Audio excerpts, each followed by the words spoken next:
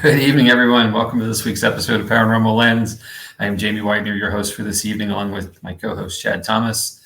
Chad, what's Hello, going everybody. Oh, busy week. We had a great time last night. We were on a podcast, Jamie. on? We stayed 2 up nights late. in a row. But we were on somebody else's podcast. That was a different experience, and it was a great experience. It really was a lot of fun. Thanks to Entity Voices Paranormal Evidence for having us last night. Ron Iacovetti, Cherie, and Tony Rathman were all with us, or we were with them, I should say. I'm so used to hosting stuff. Like, it's weird to say we were there instead of they were here. Although they both have been here with Jim. Ron and Tony. We miss Chris, Audra, and Lourdes, unfortunately, but hopefully next time, it'll be next time. So, but yeah, what a lot of fun. Just really great to talk with, other people in the field. Anytime you get to do that, it's always a good engagement. And just so much fun. And they're cool people, and they do great work. And, Staticom is such an interesting and dynamic thing that we're looking forward to seeing them in a couple of weeks, actually. So, yep. Yeah. But it was so weird being on the guest side of it because it was like, wait, it was great. I don't have to worry about this. So, and thanks to everybody who watched us there. I think it was was the first time for some people seeing their show. I do recommend it. They do a great job. They have a couple different formats. They're trying something new, but they brought us on just to start to talk. We did a little bit of evidence reveal, but that's what their key thing has been over the years. But they want to get into some more talk and discussion and moderation and panel discussions and things like that. So anyway, it was fun. Yeah, and thanks, Todd. This is absolutely true. It was weird. It was weird being a guest. It's strange, not weird. Strange, but it was cool. So. So thank you again. Thank you. Before we get too far, welcome Jim, Albert, Bert. Sorry, Habit. I'm reading. Todd, Carmela, Heather's here. So guys, thanks for coming along. We'll we hope not to disappoint after our fun last night. So, wow. It's funny because we get done with this. It's 10 o'clock Eastern time. On a Tuesday night. There's really nothing on TV. There's never anything good on TV anymore anyway, other than us. So this is where it should be at 9 o'clock, no matter what. But, I was so, afterwards, I don't think I fell asleep till well after midnight. And, normally I can just go kind of get there. But, after these episodes, it's usually like that because it's such a great energy having guests, like the people who are engaging with us. I'll call them guests. Even when we have a guest, it's the same thing. You just pick up so much energy and the interest level, it just spikes your endorphins. You kind of get going. The problem is the alarm still goes off at, dark early in the morning, regardless. Right.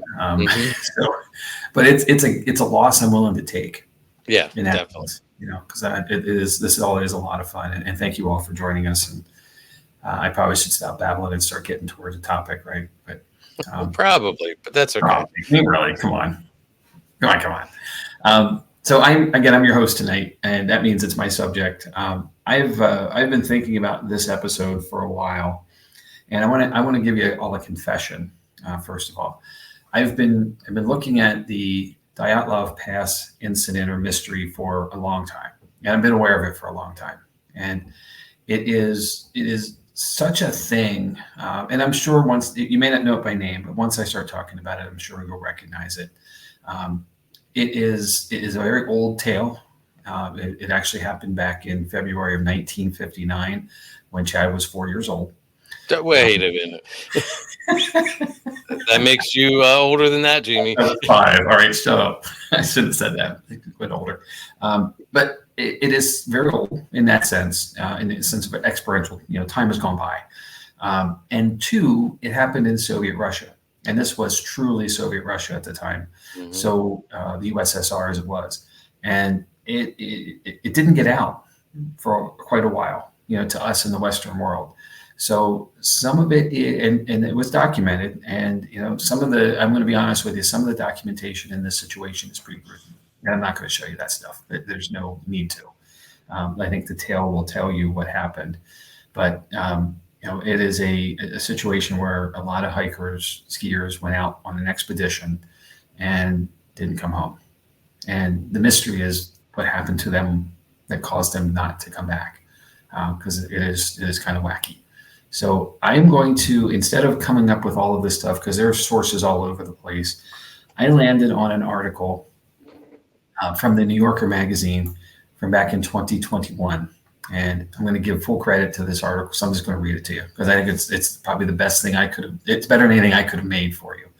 It was written by a guy named Douglas Preston, again, from May 21st edition of the New Yorker magazine. So it's out there in print. You can find this yourself, kind of thing. And honestly, I think I might like to find it and have a copy of it because it's pretty cool.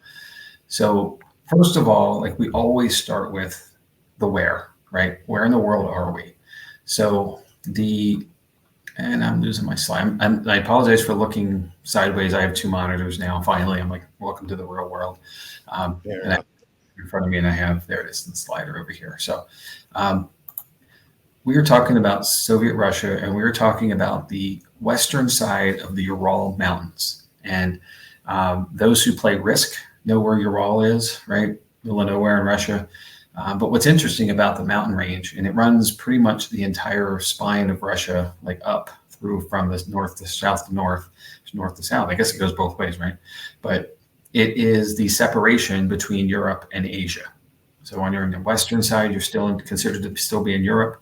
You cross over to the western side, you're considered to be in Asia.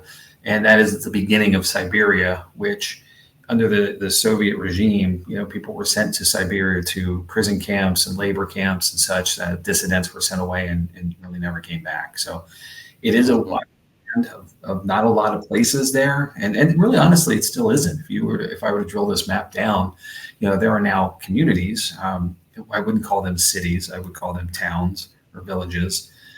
So even still, all these years later, 65 years later, it is still a largely unpopulated area. Kind of like when we talked about Alaska, how it's like, only so many people per square mile. It's actually less. I think it's like 3 people per square mile in this region. So, everybody lives in hamlets or villages or towns. And there are now roads when there weren't before too. So modernization has occurred, but it is still pretty about space. So, and the when is February 1st and February 2nd of 1959. So the dead of winter, right? And the dead of winter in a place where it's already cold is get out. So here's the story. And again, Dyatlov Pass, right? So Igor Dyatlov was a tinkerer, an inventor, and a devotee to the wilderness. Born in 1936 near Servazlak, near what is now called Yekaterinburg, he built radios as a kid and loved camping. When the Soviet Union launched Sputnik in 1957, he constructed a telescope so that he and his friends could watch the satellite travel across the night sky. And out there is a big, wide open sky. We've talked about this being in the west of the U.S., away from light pollution. There is no light pollution out here, so the stars are bright and big. One of the leading by then, he was an engineering student at the city's Ural Polytechnic Institute, good old UPI, that fits on a sweatshirt. One of the leading technical universities in the country, UPI turned out top flight engineers to work in the nuclear power and weapons industries, communications, and military engineering. During his years there, Dyatlov led a number of arduous wilderness trips, often using outdoor equipment that he had invented or improved upon. In this time of optimism in the USSR's Khrushchev's thaw had freed many political prisoners from Stalin's Gulag. Again, political prisoners, dissidents that were headed to Siberia. And the economic growth was robust and the standard of living was rising. The shock that the success of Sputnik delivered to the West further bolstered national confidence. By late 1958, Dyatlov began planning a winter expedition that would exemplify the boldness and vigor of a new Soviet generation. An ambitious 16-day cross-country ski trip in the Urals, the north-south mountain range that divides western Russia from Siberia and thus Europe from Asia, as I said. He submitted this proposal to the UPI Sports Club, which apparently he had to get permission to go do this, which readily approved it. Dyatlov's itinerary lay 350 miles north to Sverdlovsk. There's a lot of consonants, not a lot of vowels in that word. There's going to be a lot of this, by the way. Welcome to Russian. In the traditional territory of the Mansi and indigenous peoples. The Mansi came into contact with Russians around the 16th century, when Russia was extending its control over Siberia. Though largely Russified by this time, the Mansi continued to pursue a semi-traditional way of life, hunting, fishing, and reindeer herding. Dyatlov's group would ski 200 miles on a route that no Russian, as far as anyone knew, had taken before. And that's also part of the reason why it was approved, because it was a unique opportunity. Okay. The mountains were gentle and rounded, their barren slopes rising from a vast boreal forest of birch and fir. The challenge wouldn't be rugged terrain, but brutally cold temperatures, deep snow, and high winds. Dyatlov recruited his classmate Zina Kolomogorova and 7 other fellow students and recent graduates. They were among the elite of Soviet youth and all highly experienced winter campers and cross-country skiers. One of Dyatlov's close friends, Grigory Krovinsenko, who had graduated from UPI 2 years before and worked as an engineer at the nearby Mayak nuclear complex in the then secret town of Chelyabinsk 40. And a lot of this has to, and when you see numbers after stuff, or I repeat numbers after stuff, it talks about its elevation, which I think is really interesting that they do. So it's a lowland facility, a lowland town. He was jug-eared, small and wry. He told jokes, sang, and played the mandolin. Sounds like my kind of guy. 2 other recent graduates were Rustem Slobonik and Nikolai Thibault Brignoles, of French descent, whose father had been working nearly to death in one of the Stalin camps.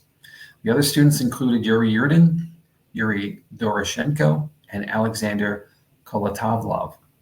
The youngest of the group, at 20, was Luinda Dubinina, an economics major, a track athlete, and an ardent communist who wore her long hair in braids, tied with silk ribbons. On a previous winter outing, Dubinina was accidentally shot by a hunter and survived, quite cheerfully, it was said, during a 50-mile journey back to civilization. So again, this is the middle of nowhere. Something happens to you. Mm-hmm. She's lucky to be alive. Well, and I've heard another story on her. Uh-huh. She refused to give her pack to somebody else to carry back. She carried it on her own the whole way back. Wow. And that's not surprising. Yeah. Right. This was an era of being tough and sturdy and self-sufficient, resilient. Mm-hmm. And the disadvantage in this case, in the era of the 50s and 60s, being a woman, you need to prove yourself, especially in this era of the Soviets. So a couple days before the group was due to set off, the UPI administration unexpectedly added a new member, much older than the others and largely unknown to them. His name was Semyon Zolotaryov, a 37-year-old veteran of the Second World War with an old-fashioned mustache, stainless steel crowns in his teeth, and tattoos. So he did not look like the clean-cut kind of athletic guy or girl even of the rest of the group. The party left Sverdlovsk by train on January 23rd. Several of them hid under seats to avoid buying tickets. Sounds like something we would do, right? Yeah, especially in the 20s. They were in high spirits, so high that on a layover between trains, Krovinchenko was briefly detained by police for playing his mandolin and pretending to panhandle in the train station. We know these details because there was a communal journal, and many of the skiers also kept personal journals. At least 5 had cameras, and the pictures they took show a lively and strikingly handsome group of young people having the adventure of their lives, skiing, laughing, playing in the snow, and mugging for the camera. After 2 days on trains, the party reached Ivdel, a remote town from the Stalin-era prison camp that by then held mostly criminals. From there, the group traveled another day by bus, and then in the back of a woodcutter's truck, and finally by ski, guided by a horse-drawn sleigh. They slept in an abandoned logging camp called Second Northern, which is very English. I'm expecting less vowels and more consonants, but there it is, Second Northern. There, Yuri Yudin had a flare-up of sciatica that forced him to pull out of the trip. The next day, January 28th, he turned back, while the remaining 9 set off toward the mountains. The plan was to end up in the tiny village of Visa around February 12th and telegram the UPI Sports Club that they had arrived safely. The expected telegram never came. At first, the UPI Sports Club assumed that the group had just been held up. There had been reports of heavy snowstorms in the mountains, but after several days passed, the families of the group began placing frantic phone calls to the university and to the local bureau of the Communist Party. And on February 20th, a search was launched. There were several search parties, student volunteers from the UPI, prison guards from the Ivdel camp, Mansi hunters, local police, military deployed planes and helicopters even. On February 25th, the students found ski tracks, and the next day they discovered the skiers' tent above the tree line on a remote mountain that the Soviet officials referred to as height 1079 or 1079, and that the Mansi called Kholat Saikal, or, love this name, Chad. Translation, Dead Mountain. Great, right? Mm-hmm. There was no one inside the tent. And even the tent was partially collapsed and largely buried in snow. After digging it out, the search party saw that the tent appeared to have been deliberately slashed in several places. Inside, everything was neat and orderly. The skiers' boots, axes, and other equipment were arranged on either side of the door. Food was laid out as if it was about to be eaten. There was a stack of wood for a heating stove, and clothes, cameras, and journals were there. About 100 feet downhill, the search party found very distinct footprints of 8 or 9 people walking, not running, toward the tree line. Almost all of the prints were of stockinged feet, some even bare. One person appeared to be wearing a single ski boot. Some of the prints indicated that the person was either barefoot or in socks because you could see the toes, the searcher later testified. The party followed the prints downhill for 600 or 700 yards until they vanished near the tree line. The next morning, searchers found the bodies of the mandolin player Kurvashenko and the student Doroshenko under a tall cedar tree at the edge of the forest.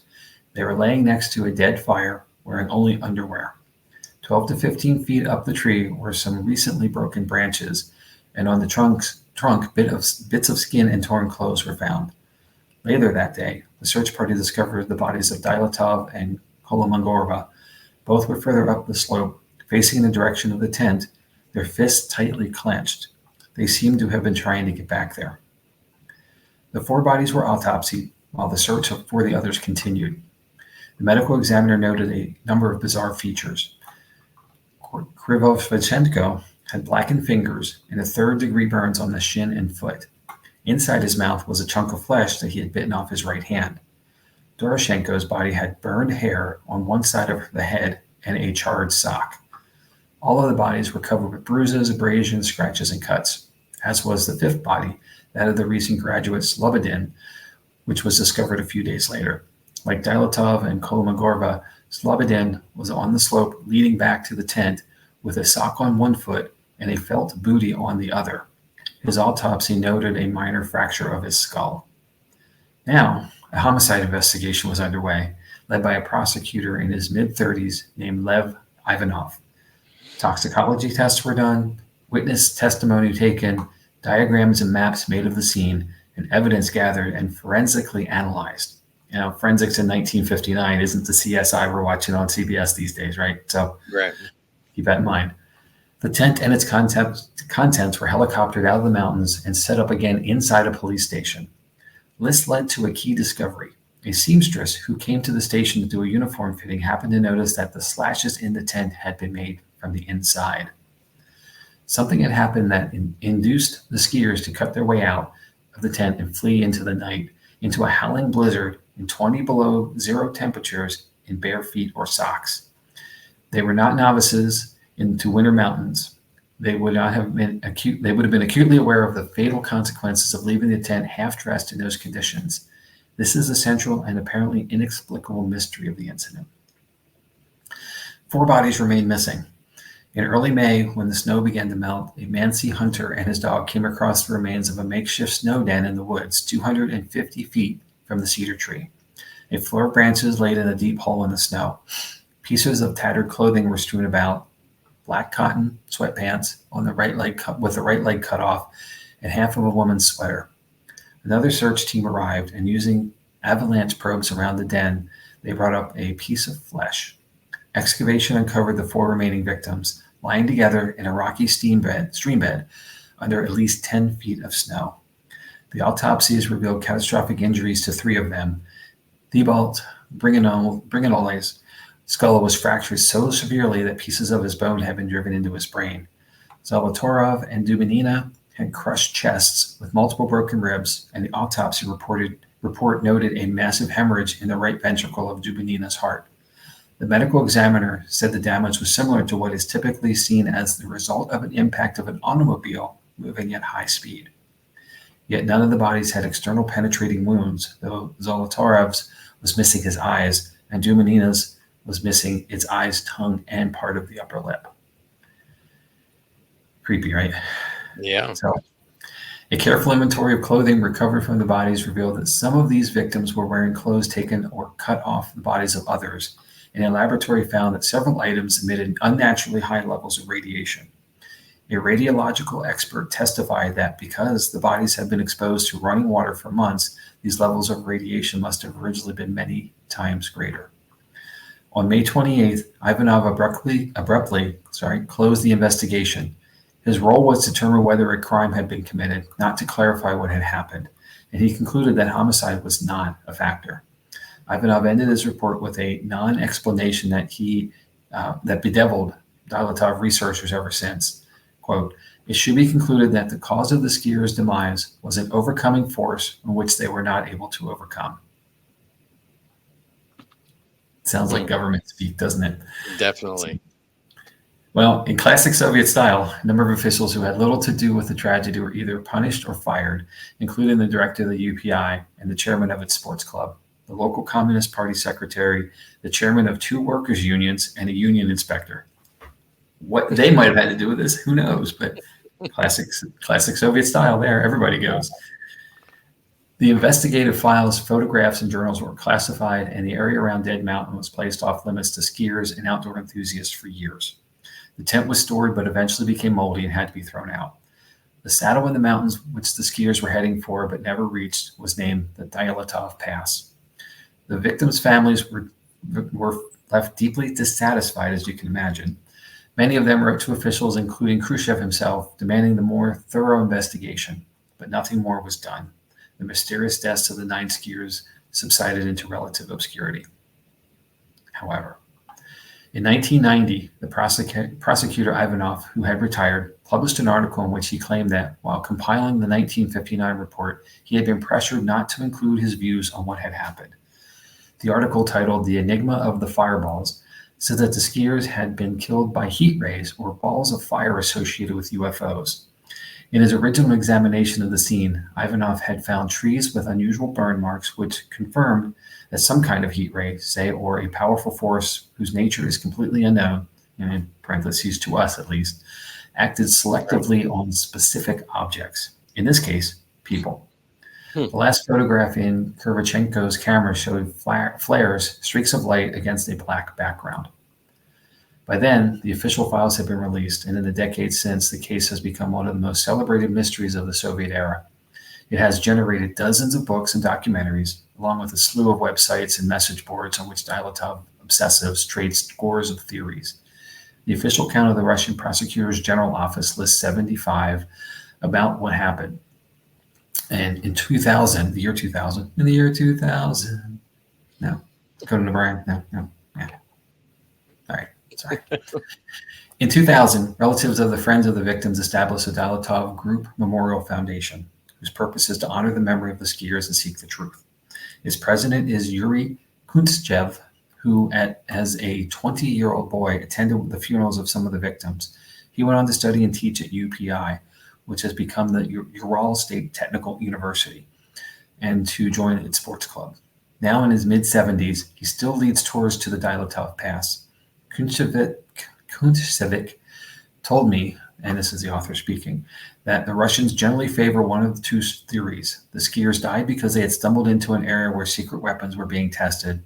Alternatively, the party was killed by mercenaries, probably American spies. Okay. Kuntsevic insists that the first of these theories is the correct one.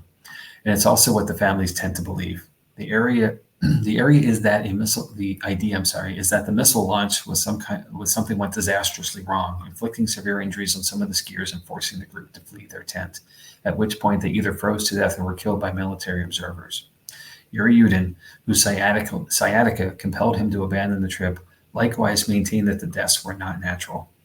Not long before he died, in 2013, he declared that his teammates had been taken from the tent at gunpoint and murdered. Dubinina, he said, may have had her tongue cut out by the killers because she was the most outspoken of the group. Proponents of the weapon test theory cite claims that from people in the region that they had seen flashes of light or moving balls of fire in the direction of the mountains. In 2008, a 3-foot-long piece of metal was found in the area. According to the Dyatlov Foundation, which took possession of it, the metal is part of a Soviet ballistic missile. Military tests would explain the radioactivity of recovered clothing. Yevgeny Akashuv, Ivanov's superior in the prosecutor's general office, gave an interview to a newspaper in 2013 in which he recalled finding it suspicious when he and his colleagues were instructed to test recovered items for radiation. He sent a letter to his superiors asking why radiation was relevant. In response, the deputy prosecutor general met with the team. Akashev said that the official dodged questions about the weapons testing and ordered them to tell people that the deaths were accidental. The victims' parents came to my office. Some screamed and called us fascists for hiding the truth from them, Akashev recalled. But the case was closed and not on our orders. The theory, however, is not consistent with what was found at the site. There is no evidence that other people had been there. Snow does not lie. It would have been close to impossible to erase the signs of people and equipment moving in, killing the group, and restaging the scene. Besides, why make the staging so elaborate and bizarre? Why scatter the bodies? Why scatter the bodies around the landscape, cutting off the clothing of some and dressing it in others? Build a snow den, bury 4 bodies in 10 feet of snow, light a fire, and climb a tree to break branches, leaving skin on the bark. The theory would also suggest that there was a secret weapons base in the area, or that an errant missile had exploded over it. Yet, despite the mass declassification of documents from the Soviet area and the diligent searches of the Dyatlov enthusiasts, no such evidence has emerged. The KGB theory centers on Zolotarov, the man who was foisted in the group at the last minute. A book published in Russia claims that he and 2 other skiers were KGB agents on an assignment to meet a group of CIA operatives to furnish them with deliberately misleading information. Samples of clothing contaminated by radioactive isotopes were to be offered as bait. The CIA agents discovered the deception, killed them, and staged the scene. Pass it off on the Americans. Uh-huh. It is certainly plausible that Zolotarov had a KGB link. His service record in the Second World War had holes and inconsistencies, and his sudden inclusion certainly seems suspicious. Still, a KGB connection, even if proved, wouldn't mean much. Many people were low-level informants at the time, and the idea that the CIA would have chosen a place like Dead Mountain for a rendezvous seems to strain credulity, and it is literally the middle of nowhere. Right. However, you never know. So, another class of theories consider the variety of natural disasters. An avalanche perhaps struck the tent, causing the crushing injuries to 3 of the victims and forcing the whole group to cut their way out and head to the forest for shelter. But no avalanche debris was found. A ski pole holding up the front of the tent was still standing, and the original investigation determined that the slope was too shallow to generate an avalanche, which is also why they selected the area. Besides, the injuries to the 3 victims found in the stream bed were totally incapacitating. They could never have made it there unassisted. It was more than a mile from the tent, but the tracks leading downhill showed no signs of anyone being dragged. There were 8 or 9 separate sets of footprints, so the fatal injuries must have come after everyone had left the tent. In 2013, a 2013 bestseller by the filmmaker and writer Donnie Eichar suggests that high winds passing over the mountain created infrasound vibrations below the range of human hearing, and that this included such terror that the skiers fled. Such terror. Much about the book is excellent. Eichar conducted many interviews in Russia and traveled to the Dyatlov Pass in winter, but his thesis would require all 9 people to have been so terrified of a sound they couldn't even hear that they ran to a certain death, not grabbing their coats or boots and slashing their way out, when the tent door would have made a far easier exit. Various hypotheses considered that a 1959 inquest also had been raked over. Carbon monoxide poisoning from the heater, sudden madness caused by consuming bad alcohol or hallucinogenic mushrooms that the man site sometimes hung on trees to dry, or even the murder by the Mansi themselves, if, for instance, the party had strayed onto their sacred land. But the autopsies ruled out the first two of these, and when the original investigators interviewed the local Mansi tribe, they found them well disposed toward Russians. And believable. The Mansi had provided valuable help in the search, and they told the investigators that the area was not sacred. On the contrary, it was considered windy, barren, and worthless to them. By far, the most entertaining theory is that the party was attacked by a Yeti. Here we go. Yep. The final photograph found in Thibault Brignolet's camera has become famous. A dark figure advancing through the snowy forest, hunched and menacing, with no facial features. The Discovery Channel built an entire show, Russian Yeti, the killer lives, around the image. The skiers actually had been joking about Yetis a few hours before they died. A spoof propaganda leaflet was found in the tent. Alongside such items as reading the 21st Congress with increased birth rate among hikers was the following. Science. In recent years, there has been a heated debate about the existence of the Yeti. Latest evidence indicates that the Yeti lives in the northern Urals near Mount Orterten. Still, the photograph, though blurry, pretty clearly shows a member of the group. Similarly, the Krivoshenko, oh my gosh, I've said this word 6 times so far, right? Krivoshenko image of streaks of light, which has been used to bolster the UFO and weapons test theories, is typical of the end of a film roll. Right? Old school camera films, remember these? Yep. We're old enough, Chad. Let's be honest about it, right? So I do understand that, actually. Yep. All the Dyatlov theories share a basic assumption that the full story has not yet been told. In a place where information has been as tightly controlled as in the former Soviet Union, mistrust of official narratives is natural.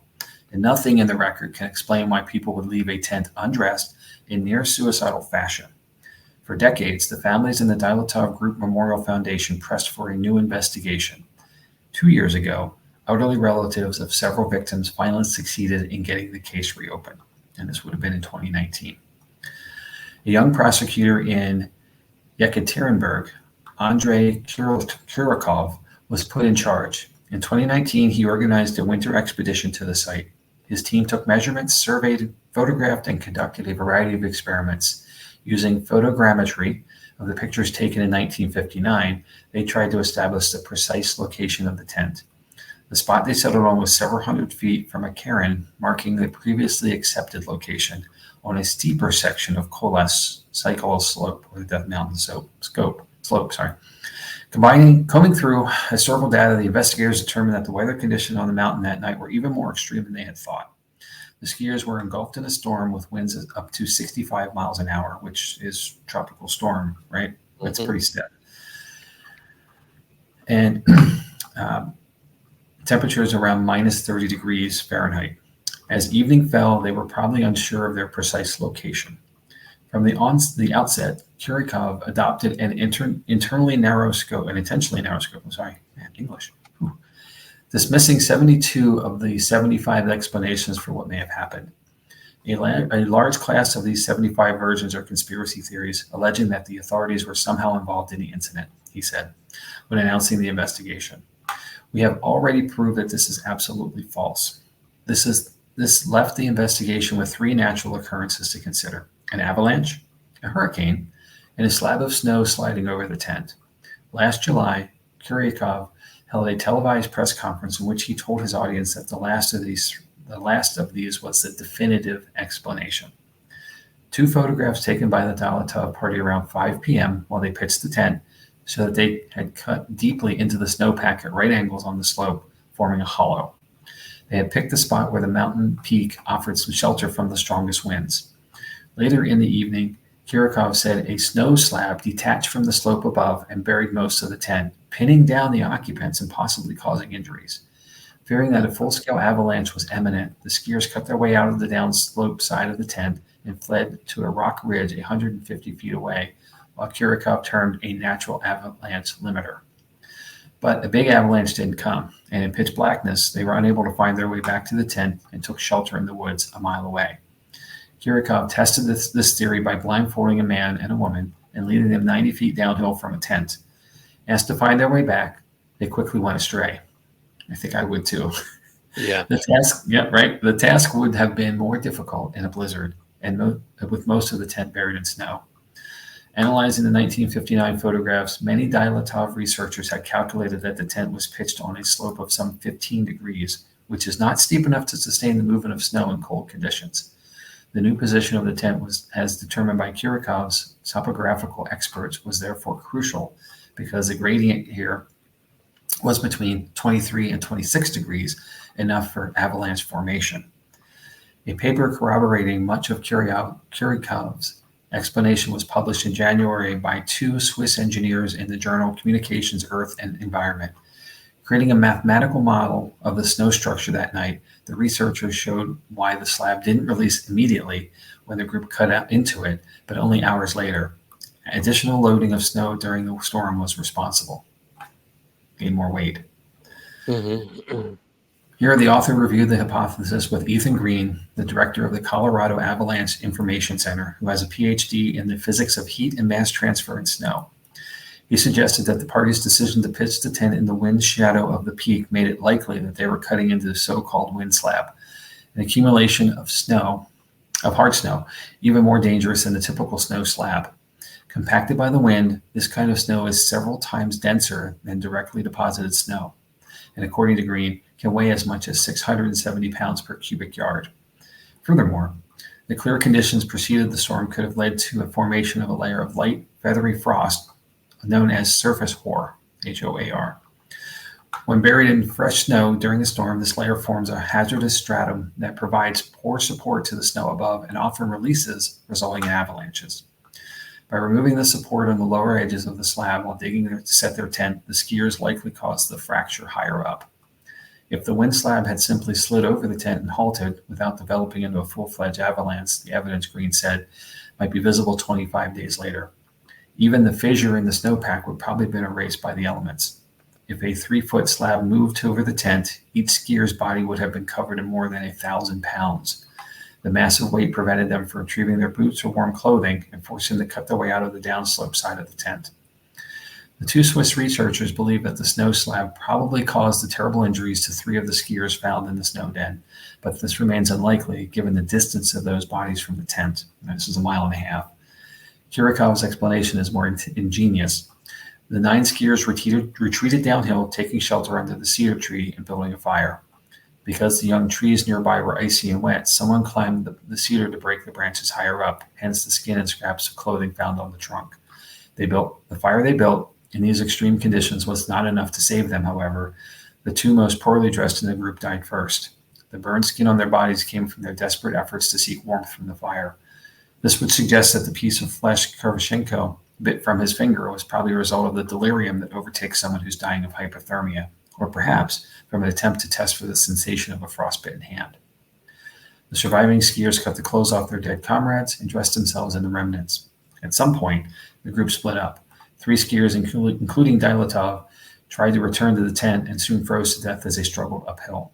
The other 4, who were better dressed, decided to build a snow den to shelter in overnight. They needed deep snow, which they found in the ravine a couple of hundred feet away. Unfortunately, the spot they picked lay above a stream, a tributary to the Lazva River. The stream, which never freezes, had hollowed out a deep icy tunnel, and the group's digging caused the roof to collapse, throwing them into the rocky stream bed and burying them in 10 to 15 feet of snow. The pressure of tons of snow forcing them against the rocks, caused the traumatic injuries found in this group. The gruesome facial damage, the missing tongue, eyes, and lip probably resulted from scavenging by small animals and from decomposition. Kirikov's reconstruction of events made a single plausible narrative out of her previously mystifying anomalies. But what of the radiation? This detail, the most enigmatic, oh my gosh, English once again. But I swear I've been speaking all my life. The most enigmatic of all might have been the easiest to explain. For one thing, the mantles used in camp lanterns at the time contained small amounts of radio element thorium at Thorum.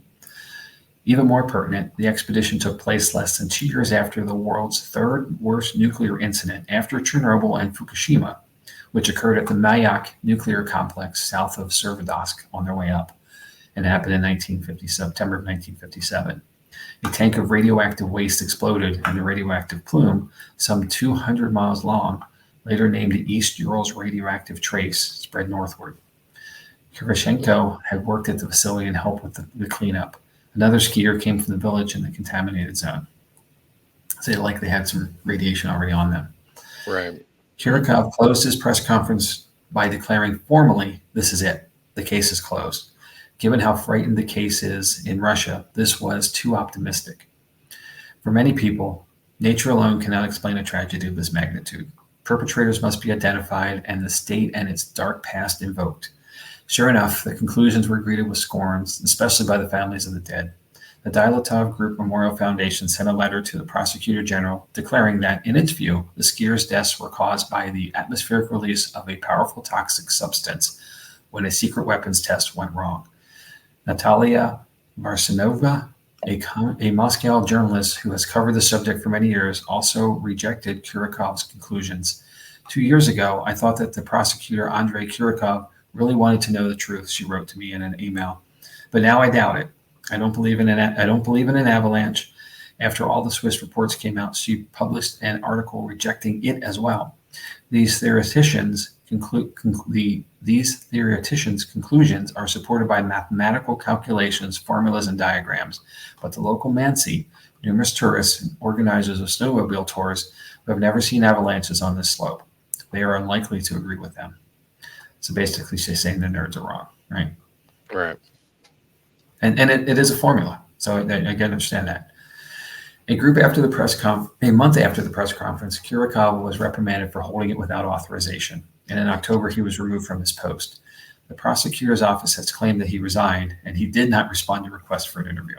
So he didn't resign. Earlier this year, he was appointed a deputy minister of natural resources in the Sverdlovsk region, which is a major timber producer. As Kunsevich wrote to me sarcastically, Kurikov was shunted off to felling trees. Meanwhile, the prosecutor general declined to be interviewed for this article, and his office has issued no official report.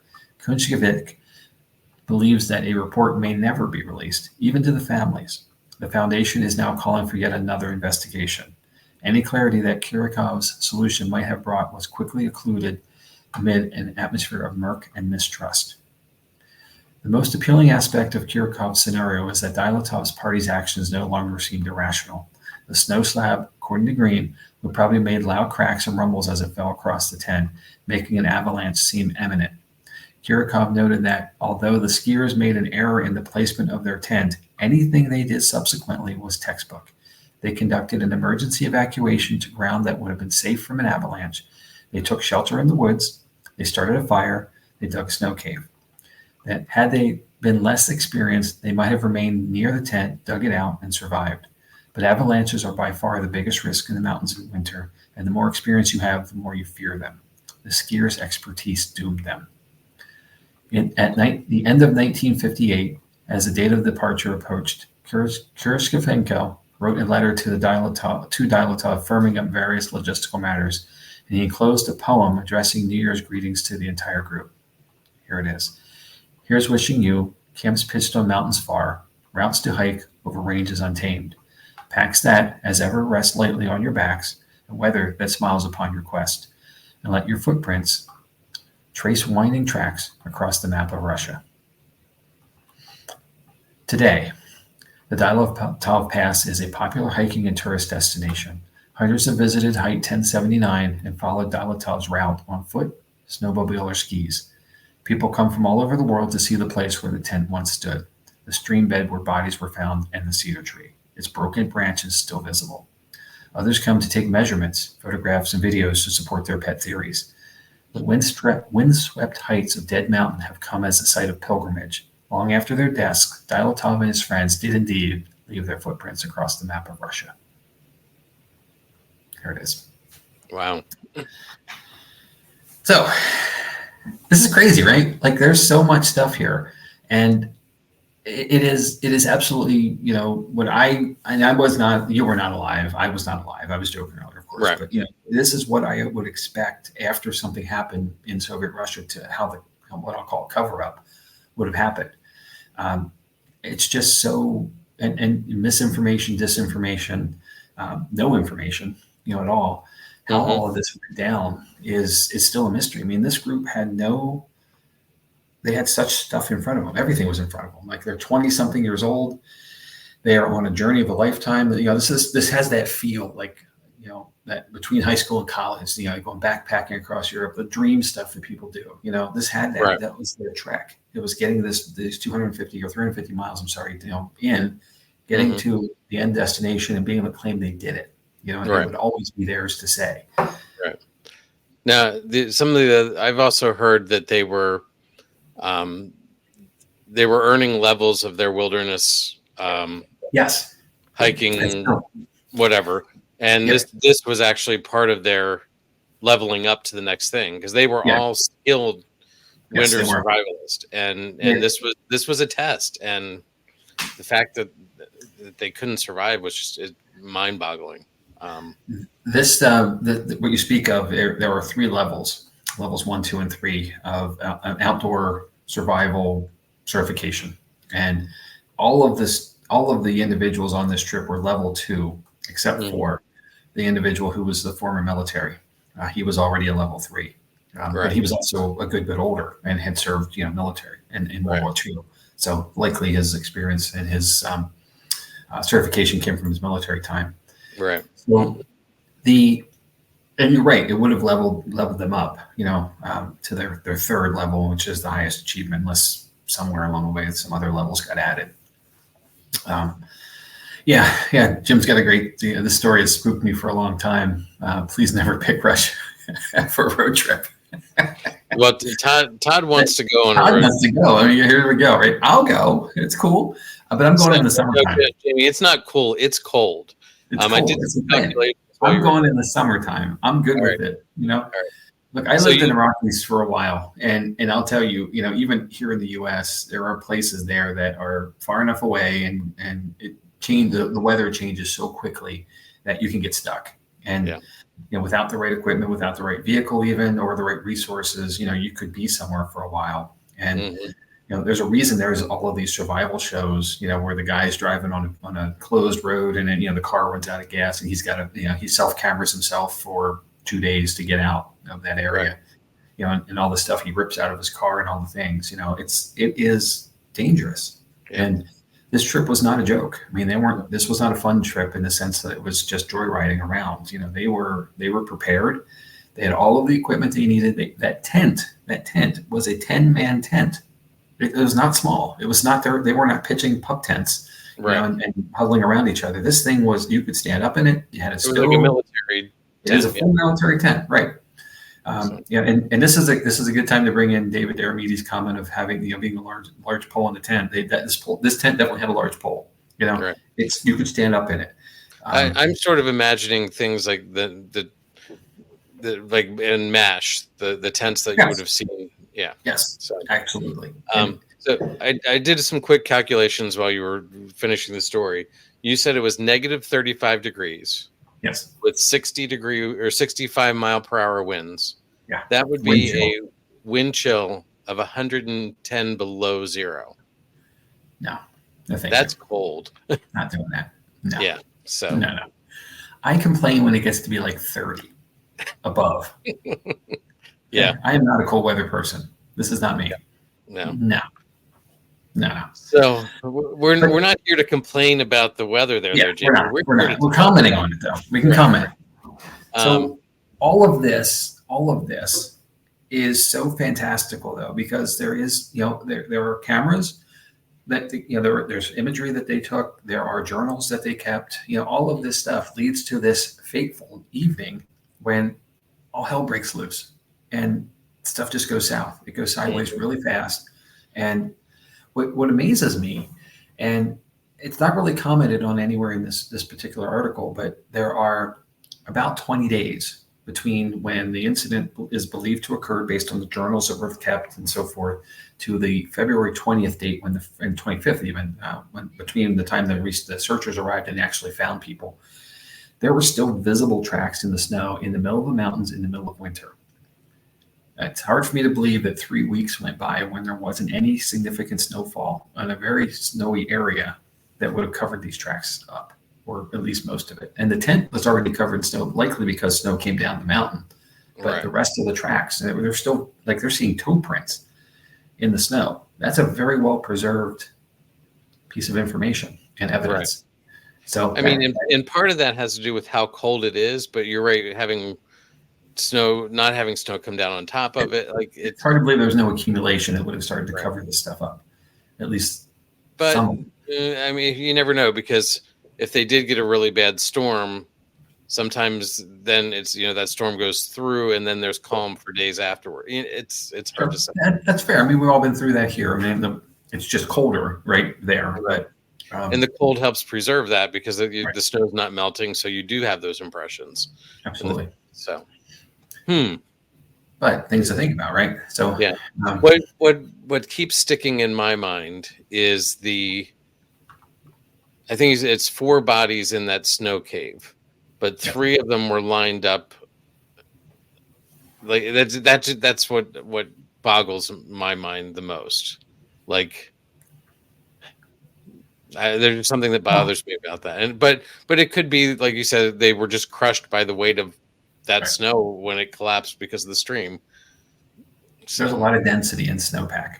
And that's the reason that avalanches, because the snow's fluffy and light and fun, right? But when avalanches strike, I mean, it's got mass and it's got acceleration. Mm-hmm. And the idea that the wounds, were consistent with an automobile accident, would apply to that situation. Right. If given, they were at the peak of the impact, they were there when it hit. And not having external physical damage sort of goes with that as well. Right. Yeah. And the one thing that's not really considered here, at least not in the sense of this article, is that, given this is a traumatic event, right? And it's a quick change type of situation, like normalcy to crisis. Right. Adrenaline kicks in, the fight or flight kicks in. Mm-hmm. And, that certainly could have been what helped get those injured people away, on their own power. They were just, and you're following someone too, like there's a lead, someone's taken off and you're going with them. That's the flight part of it. Things just kick in, the psyche kicks on. And we're going to, in 2 weeks, next time I host, we're going to talk about the third man syndrome. And some of that's going to come back into it. So I'm kind of setting this as a 2-part maybe thing, but I'll not give too deep there, but to give too much away. But the idea that, there sometimes is just an exponential guiding hand helping you get somewhere through a crisis too. Could be a factor here, but I don't know. I mean, obviously we weren't there, but with so much theory, and it is all theory because no one who was there is alive. There's always someone to pitch in an opinion. But there was so much of it that kind of makes sense. And unfortunately, a lot of it makes sense, and they're all different, and the one thing I'm not going to buy, but I want to buy, is the Yeti. That'd be great. It'd be cool. I mean, not cool for them, but if it were, it's like, and the picture that's commented about is clearly a dude, wearing a snowsuit, just at a distance, so it's not a Yeti, or it's actually black, his gear, instead of the presumed, snow shape or snow coloring or lighter color.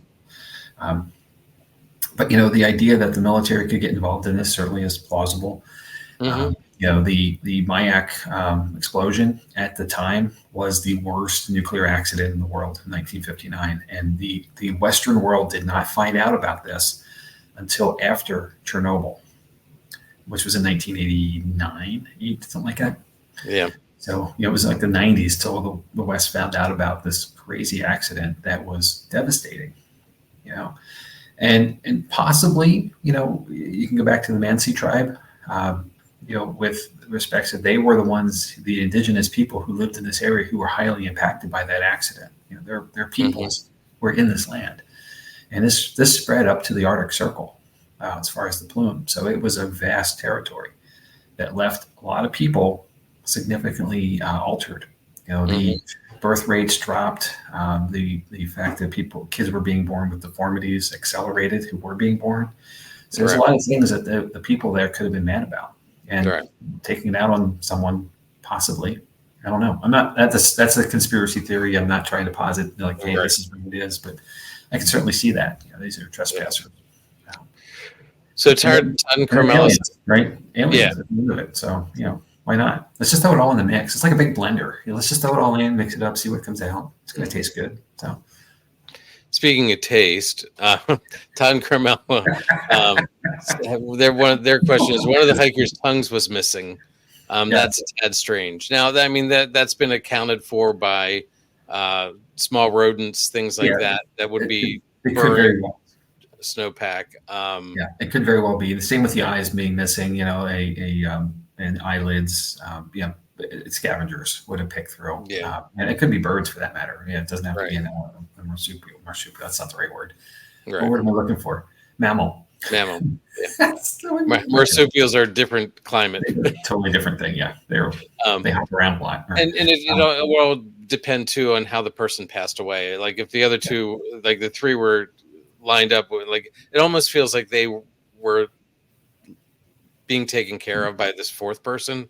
So if the fourth person passed away and their mouth was open, that would be very easy then to explain that. But who knows? Like, none of us were there. Like, this is one of those that you can conject as much as you want, but I don't think you'll ever get the right answer.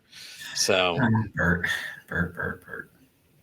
So I'm surprised you don't have popcorn for these episodes, actually. So you got to eat something. Popcorn. Who's saying that Bert doesn't? Just gonna let that one slide.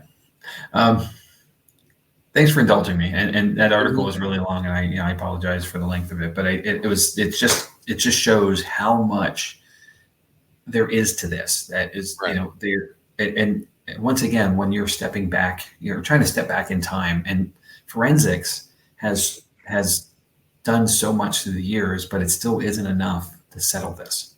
Right. And you're right. You said it very well, Chad. We weren't there. We don't know. And I'm sorry. I'm reacting to Heather's comment of ice cream. Yeah, that's. Oh, okay. Yeah. And Bert was saying he meant the last survivor had to eat something.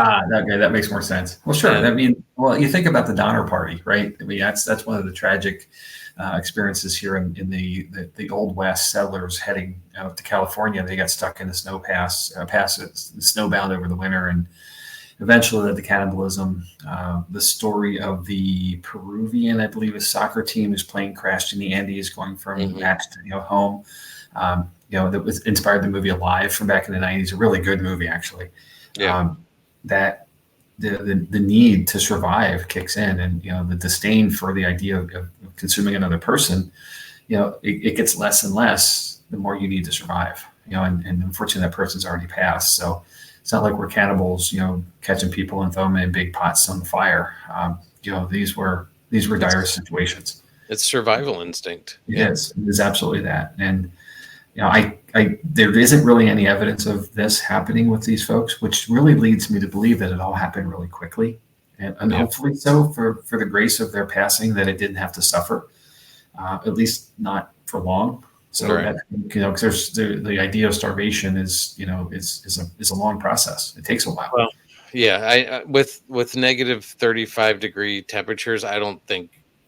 Yeah, well, true. I don't think they would have survived very long at all, especially knowing how they were dressed. Like they were that startled, and that just blows my mind. Yes, absolutely. And it's to me, it's the fight or flight moment. They decided to flight. They ran for it, and I think I probably would have too, as best I could. Right. This old guy don't run no more. So. Well, but again, the other interesting point is, if they had not been so experienced, they might have survived. That's true. Well, training is everything, right? I mean, that's really the point of it. That's why you have the certifications and you work to get to the level, so you are prepared.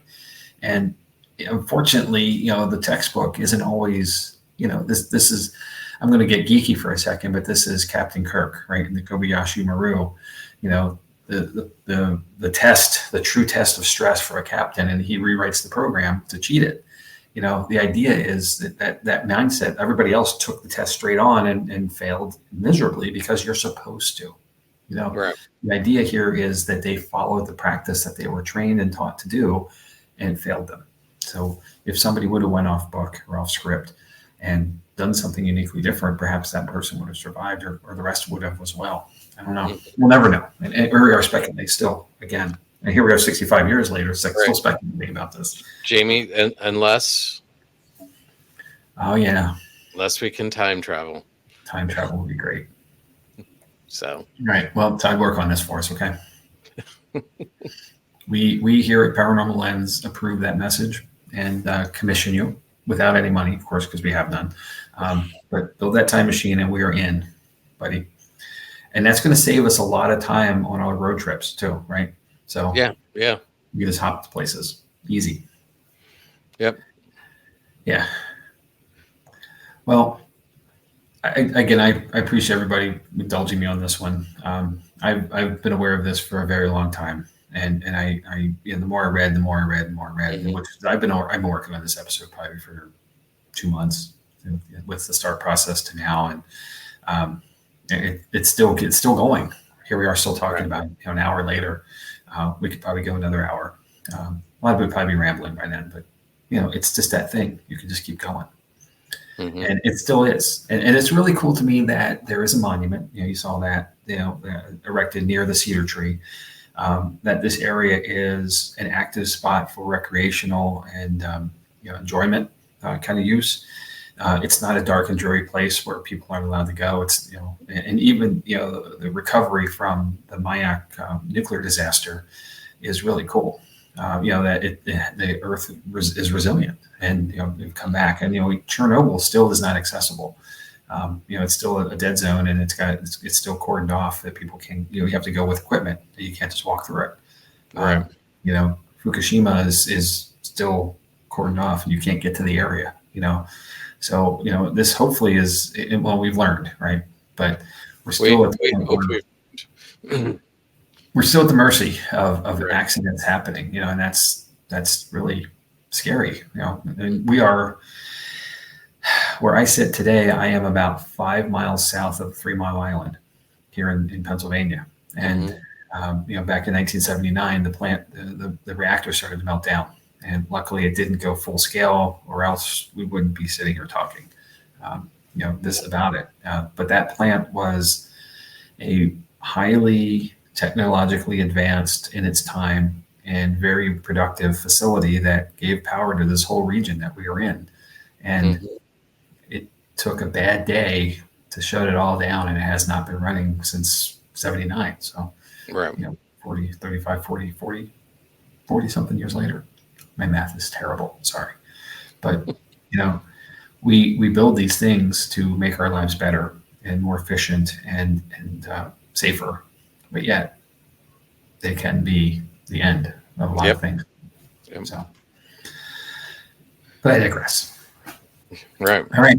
So, you want to move on? Yeah. But Jamie, thank you for doing the research on that. Everybody appreciated it. It is one hell of a story. I mean, it really is. Thank you. And you're right. That's a great way to say it. It's a hell of a story. And the problem is, it's not a story. It is a story, but it's not a story in a sense it's fantastical. It's true. It's real. Right. It's not fictional. It's real life. It's not a work of fiction, and that's amazing. Like, sometimes truth, life is stranger than fiction. Mm-hmm. Here it is. Yeah. So, but anyway, so we can move on. Next week, a couple weeks ago. I'm so glad you get to read this one for once. What's that? I'm glad you get to read this next one. So next week, a couple weeks ago, as I was saying, we were in Ireland. Next week, we're going to go to the Scottish coast for the Lost Lighthouse Keepers of I worked in this. It's actually Eilean Mor. So I cannot do it with a Scottish accent, but it's Eilean Mor. So And actually, this is another interesting story that's not a fantastical story. I've been digging into it. It is also mind-boggling. Cool. Probably not quite as mind-boggling, but it's interesting. There's a lot of aspects to it. Week after that, as you alluded to earlier, you're going to jump into the Third Man Syndrome. Then we'll do Wilson Castle, Well of Barhout. And then the 22nd, right after our investigation, our spooktacular, which we'll get to in a minute, we will have Daryl Marston on talking about the investigation at Booby's Brewery. Yep. It's going to be fun. Yep. Looking forward to that. You want to take this one? Yeah, sure. I mean, speaking of special events and Daryl, so October 19th at Booby's Brewery in Mountjoy, PA, is our spooktacular event. This is our Halloween party event. We're going to have Daryl Marston and Ron Iacovetti and Lourdes Gonzalez with the Staticom Project join us that night as investigators, and to have a public investigation of Booby's Brewery. Now, this is something we do, every month as is, but with special guests and spooky season. This is going to be a special night. We will have a roundtable discussion with all of them in advance of it, photos and all that good stuff, lots of questions. Everybody who's coming, Daryl and Ron and Lourdes, are all so personable and so genuine. Yeah. Genuine people, and, I think of Daryl being a television personality. That's the first time I saw him. But as I've met him several times along the way these last couple of years, he is, in person, is every bit a normal dude, and just super nice. And he is just genuine, and I love that. And Ron and Lourdes are every second of that as well. Just really cool people, passionate for the field, as I think we all are. And we wouldn't be doing this stuff if we weren't. We wouldn't be listening if you weren't, very highly interested, at least in the field. And most of us have been out somewhere, doing investigations. So, just the expertise that's going to be in the room at night, just with these three folks, is going to be off the charts. So, I'm highly excited, looking forward to it. It's still a couple weeks out. So I believe I looked earlier today. I believe there are still 12 tickets available. So that's what I have. Okay, there it is. Oh, look at you. Yeah. Cool. We had the same line on that one. As we are getting there to the date is going to get less and less available. So if you're thinking about coming, don't wait. Plan ahead. Yep. There are accommodations available at the brewery on the hotel level on the third floor, but also across the street in Malt Baron's Mansion. All of the information on how to get that settled is on the boobiesbrewery.com website under accommodations at the top tab. So, and then lots of stuff around the area. I thought about this the other day, Chad, and it is spooky season. So there are here in Lancaster County in Pennsylvania, the two of the largest, most popular Halloween attractions are under our in our purview here in an event, a place called Jason's Woods, and also Field of Screams. So my theory for you all, if you're coming, come on Friday, check in wherever you're staying, and go to one of these events and have a scare. And then come to the brewery on Saturday night, have dinner first at the brewery, great food, great atmosphere. And then we'll dig into a real public paranormal investigation with all of these great folks, and head home on Sunday and tell your friends, and that will be a cool event. So it's a weekend. Plan it out. There's lots of stuff to do here in Lancaster County. Fantastic place. So I'd love to have you. Okay. So the other events, though, we still do public events too on top of the spooktacular event. So the 28th in 2 weeks, we're going to have a public event at the brewery. Tickets are still available there. They are starting to go as well. On October 12th, we'll have another, and then two more to finish out the year on November 16th and December 7th, and then we will be done until we get into January. Which those dates are coming. This is like last year. We just need to get them approved and validated. So as soon as we get them, we'll post them and continue the link here. But all the opportunities for tickets for all the events are available at boobiesbrewery.com. And everything else about the brewery is there as well. So really cool place. Yep. Follow up on last week's episode. Selma Mansion's Psychic Fair is this coming Saturday. So if you want to support them, that's a good way to go support them. Go visit the vendors, the it'll be a great event. So check that out. Give the opportunity to do some fundraising for them. So yep, absolutely, and they are fantastic folks. The really cool place as well. So, and then here's our social stuff. Find us on Facebook or YouTube. You found us. You might have found us here already, so I don't know if you're here on the live event. It's either Facebook or YouTube. But keep in mind tomorrow and or later today. I don't know what time it is for y'all, but our streaming option will be available where we upload this episode, and we've been uploading steadily. We talk about it all the time, but this is season 2 of so season 1 is slowly being updated to the usual stuff like Spotify and Audible and Apple and iHeart, and I'm probably forgetting 5 of them, but all the usual streaming services. There's so many anymore, right? So you can find us there, and if you're interested, you can obviously go back and listen again and again and again as much times as you like. And if there's one that you'd like that we're not on, let me know, and I will get it there. So. It's true. Drop us a comment. We'd certainly, and you can email us because Paranormal Lens Podcast at gmail.com. It is all spelled out, Paranormal Lens Podcast. Sorry, but Gmail is pretty easy to spell. But in that, we're always looking. We have topics. You saw that on our upcoming episodes. But if there's something that you're interested in, or something that you experience, you'd like us to share it on air and do an episode on it, we're happy to.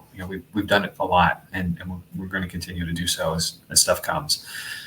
We're never going to run out of stuff. I said this last night, and I really mean it when we were on the EVPE podcast, that the paranormal field has no walls.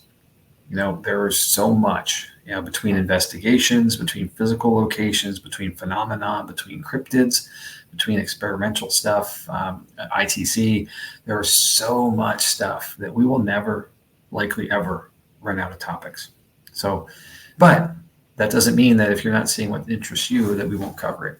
It might be on our list, but it's just further down. So, and I know we've probably got stuff lined up in the next year, right, Chad? I'm just looking at we're pretty much lined up through the end of the year. We just had to figure out what's going on Christmas Eve and New Year's Eve or Tuesday nights. So do we dare do stuff on those evenings and risk being on the couch for a month or worse? This is what we want up in a Dyatlov Pass. So I don't know. We'll talk.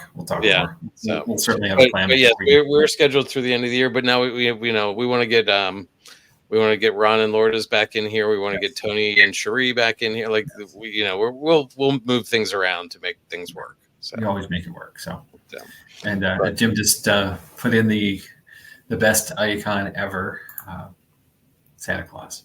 Yep. So, yeah. It's coming, Jim. It's coming. So. Jim, I'm going to send you a message because I know somebody who's looking for a Santa Claus. So speaking of the that's a great opportunity. Thanks, Chad. I almost forgot myself. So, okay.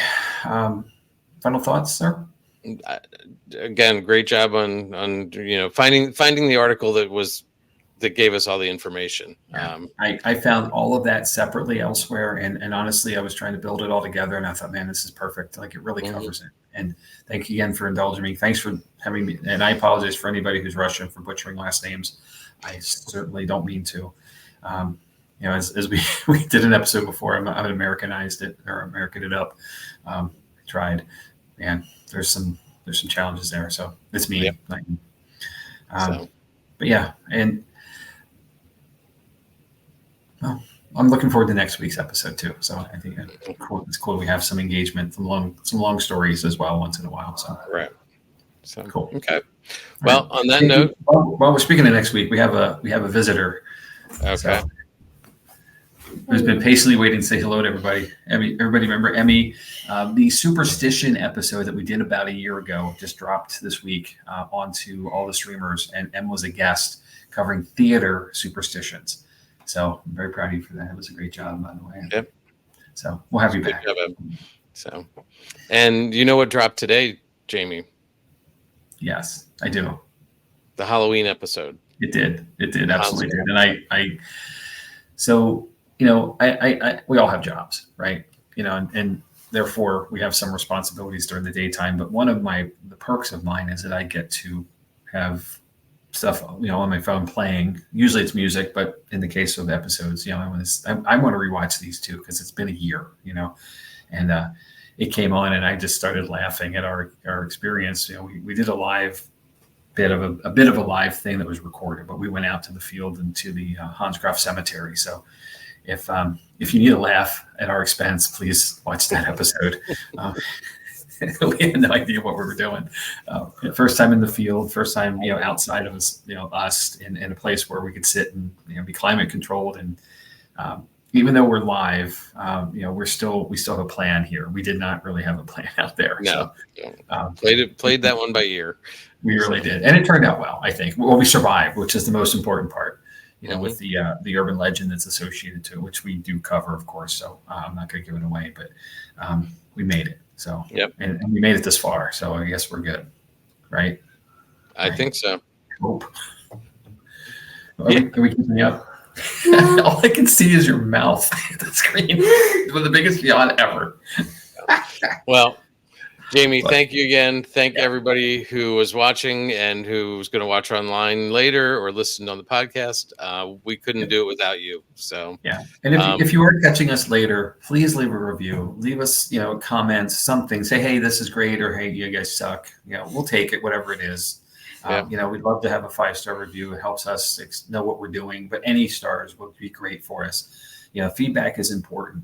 Let us know how we're doing. And, we're always striving to improve and do better. So, without feedback, it's really hard. It's just assumptive. So we appreciate you. And thanks everybody, regardless of how you found us and where you're watching or listening to us. Thank you so very much. Your engagement makes us all that much more fun. We would probably still talk to each other about stuff, but to be able to share it with you all, it's special. And we really appreciate you. So, all right. Until next week. Good night. See you next Tuesday.